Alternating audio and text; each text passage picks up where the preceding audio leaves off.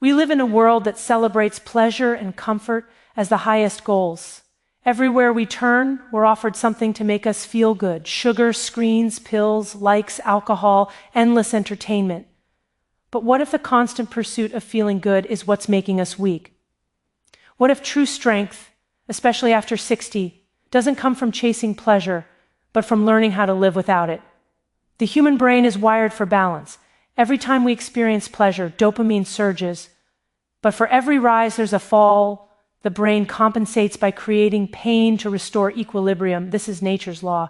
What goes up must come down. When we repeat the cycle over and over, chasing the high and avoiding the crash, we push the brain's balance further toward pain. We become more sensitive, more fragile, more dependent. That's why so many people, even with full lives and modern comforts, feel restless, tired, or empty.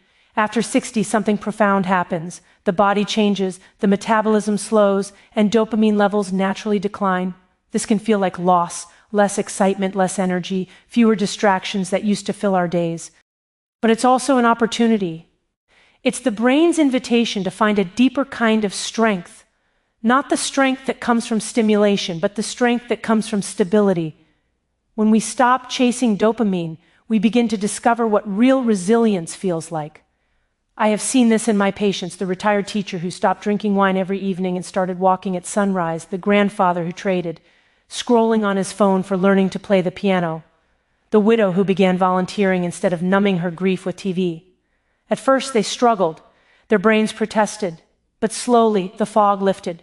They began to sleep better, to smile more easily, to feel joy in the smallest things. Not the artificial rush of dopamine, but the quiet satisfaction of purpose.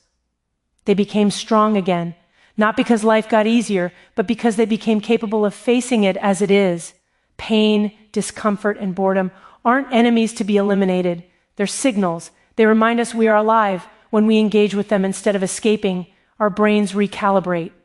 Balance returns. This is the paradox of pleasure. The more we chase it, the less we find it. The more we accept discomfort, the more joy finds us. Strength after 60 is not about denying pleasure, but about choosing it wisely, saving it for what truly matters, instead of scattering it on empty things. So, if you want to stay strong after 60, begin by asking, what am I using to avoid discomfort? Then for just one day, take a break, turn off the screen, skip the dessert, sit quietly with your thoughts. You may feel restless at first. That's your brain adjusting. But wait, breathe. On the other side of that, discomfort is freedom. The kind of freedom that no pill, no gadget, no indulgence can give you. True strength is not in how much pleasure we can accumulate. It's in how much truth we can face, how much balance we can hold, and how deeply we can live without needing constant escape. The secret to staying strong after 60 isn't more dopamine. It's learning to live gracefully with less of it, and discovering in that stillness the quiet joy of being fully alive. True strength is not measured by how much pleasure we can feel or how comfortable our lives become, but by our ability to remain steady through both pleasure and pain. Modern society tells us that happiness is about feeling good all the time. More food, more fun, more comfort, more convenience. But the brain doesn't work that way. It was never designed for constant pleasure. Each time we experience something enjoyable, from a sweet treat to a social media like, our brain releases dopamine, the neurotransmitter of reward and motivation. But dopamine operates on a balance. For every rise in pleasure, there must be an equal and opposite dip into pain. This is how the brain maintains equilibrium, a concept known as homeostasis. When we flood our system with too much pleasure, whether it's through sugar, screens, or even praise, the brain adapts by reducing its own dopamine production and increasing its pain signals. The more pleasure we chase, the less we enjoy it, and the more we need to feel normal. Over time, this imbalance leads not to happiness, but to irritability, anxiety, and emotional fatigue. It's like constantly pushing down on the accelerator until the engine overheats. The harder we try to feel good, the more fragile we become.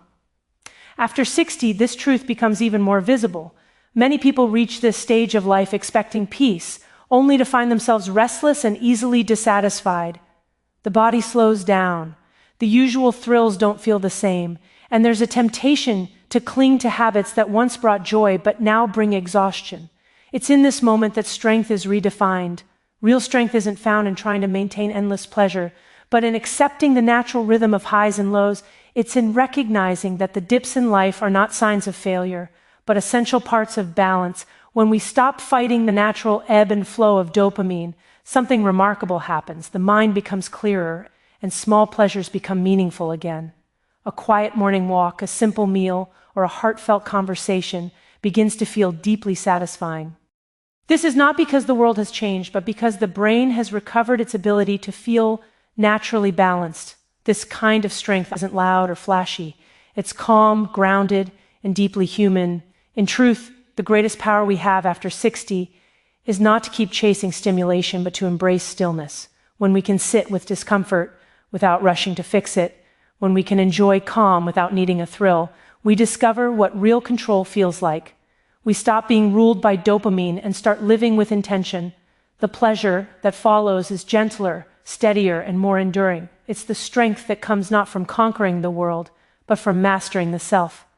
A strength built on balance, not on constant pleasure.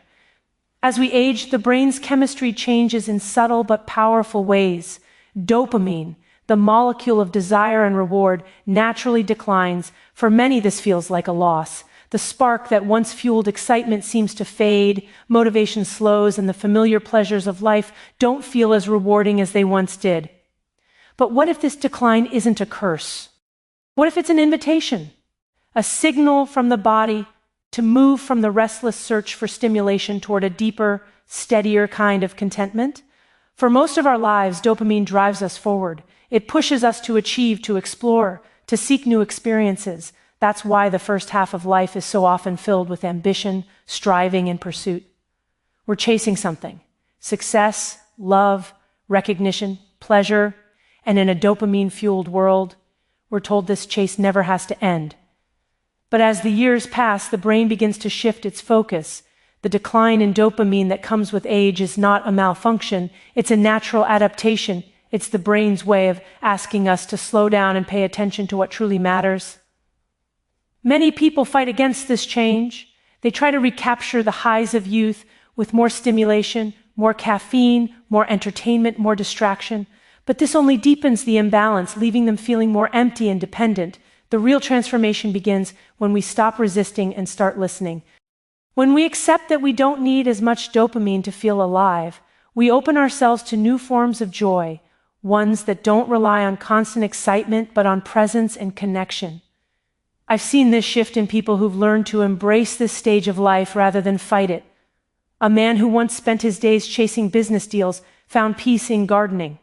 A woman who always sought external approval discovered deep satisfaction in mentoring younger generations. These are not dopamine-driven thrills, but sources of steady fulfillment. They reflect a shift from wanting to having, from chasing to being. When we align with this natural slowing of dopamine, our perception changes. We begin to appreciate subtler pleasures, the warmth of sunlight, the sound of laughter, the comfort of shared silence.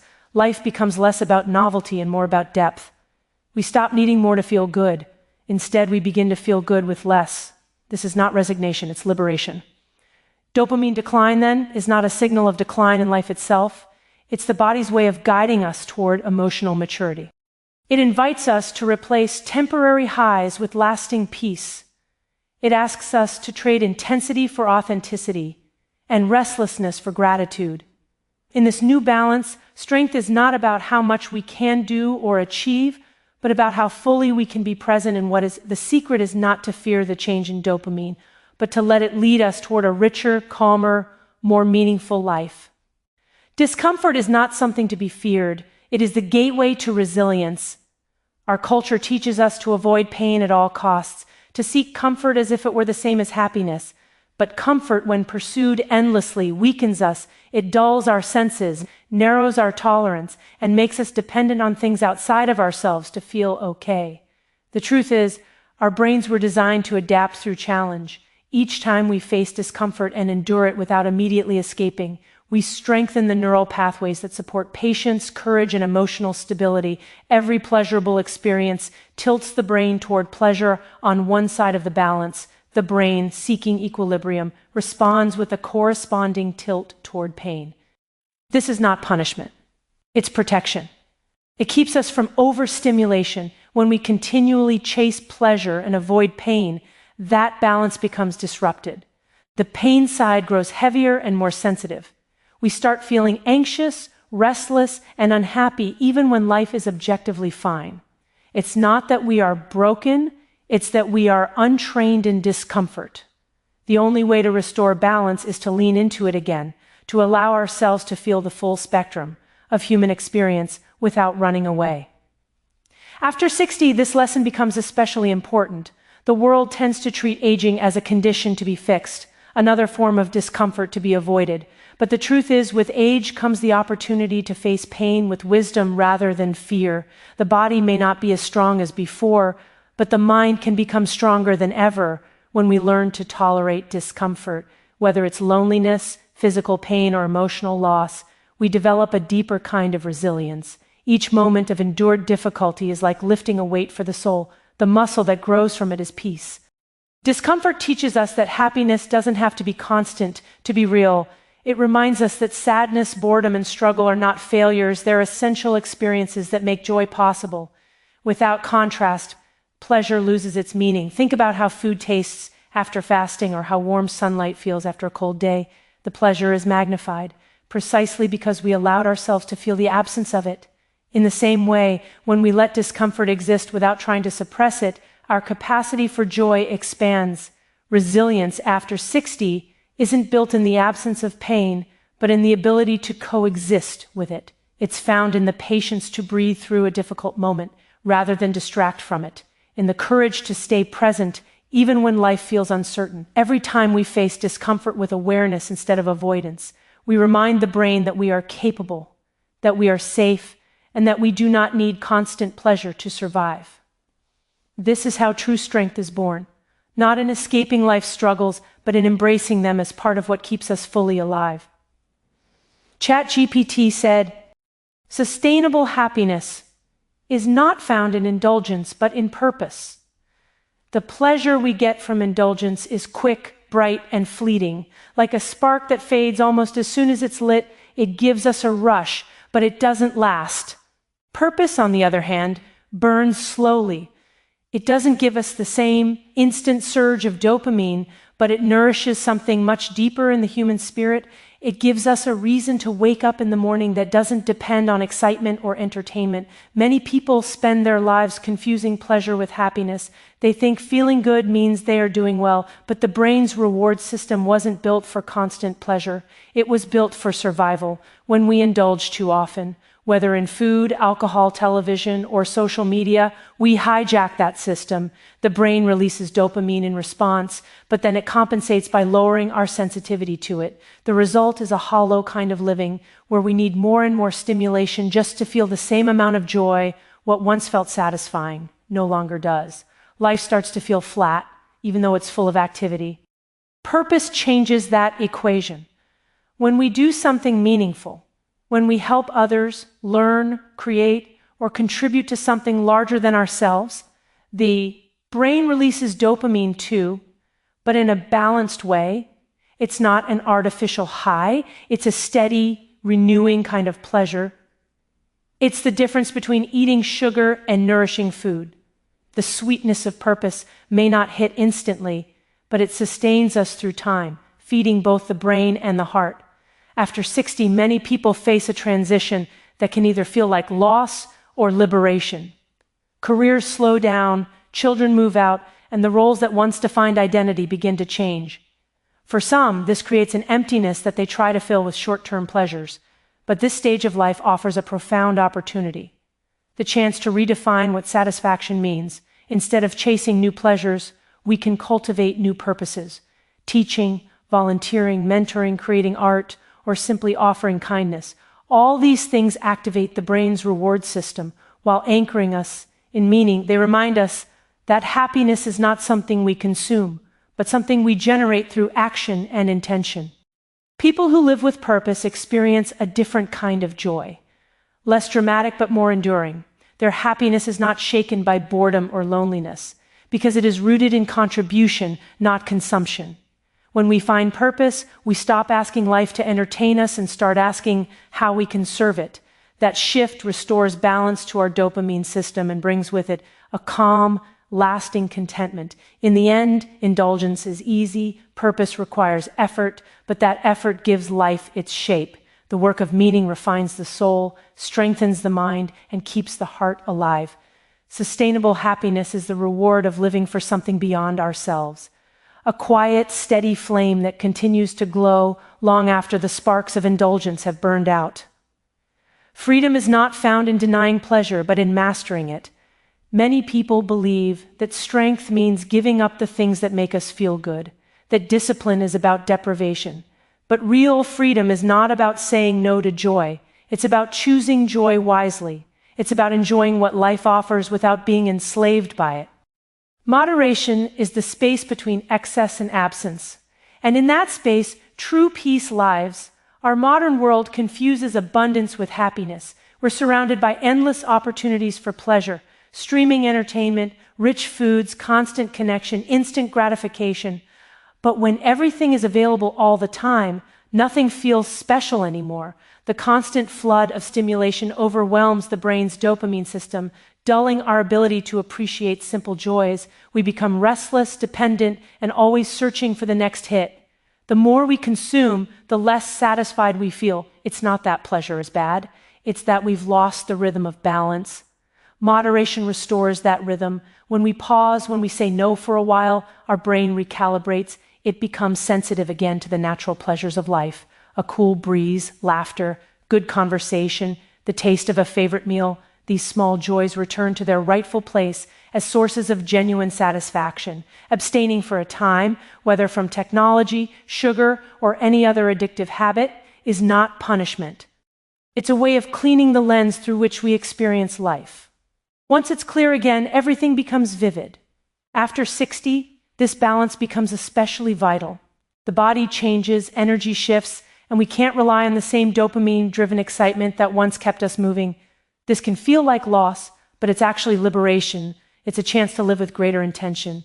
When we stop depending on constant stimulation, we begin to notice the beauty in stillness. We realize that peace is not the absence of pleasure, but the mastery of it. We learn that a quiet moment can feel more satisfying than any thrill we used to chase. Moderation teaches us self-trust. It shows us that we can face boredom, longing, or discomfort without collapsing into craving. It allows us to use pleasure as a tool, not a trap. When we eat because we're hungry rather than anxious. When we watch something because it uplifts us rather than distracts us. We reclaim control over our own mind. That is true freedom. The ability to engage with life on our terms, not dopamine's. In the end, moderation is not about denying what we love. It's about loving it enough to treat it with respect. It's about creating space for gratitude instead of excess. Freedom lies in that space, in knowing that we don't need more to be whole, only balance to be alive. The secret to strength, peace, and joy after 60 is not to escape pleasure, but to embrace it consciously, to savor it fully, and to let it come and go without fear.